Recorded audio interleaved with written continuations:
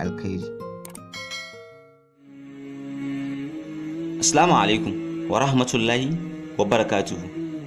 Ya kai dan uwana, kada ka kuskura ka aure macen da take da waɗannan halayen guda 10, domin kuwa za ka yi da na sani a rayuwa. Abu na farko shine kada ka kuskura ka aure macen da ba ta da addini. Abu na biyu, kada ka kuskura ka aure mace 'yar bidi'a ko kuma wacce ta fito a gidan 'yan bidi'a. Abu na uku shine kada ka kuskura ka aure macen da ta fi son kanta da yawa.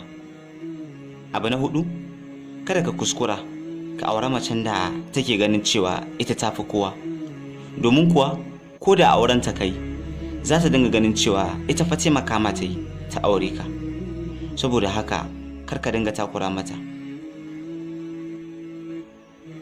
Abu na biyar shine kada ka kuskura ka aure mace wajen kana tausayinta, ba wai dan kana ƙaunarta ba.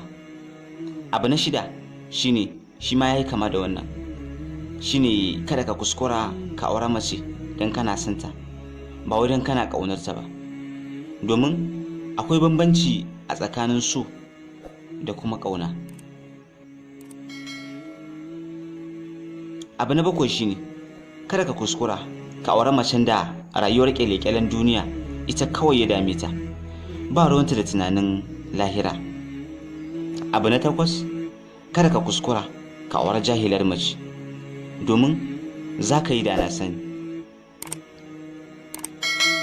Abu na tara shine kada ka kuskura ka aure macen da take da mugun kyau, ma'ana macen da kinta yayi yawa sosai, domin kuwa idan dai kyau yayi yawa to sai ya ja maka fitina. Duba tarihin Annabi Yusuf alaihi salatu wassalam.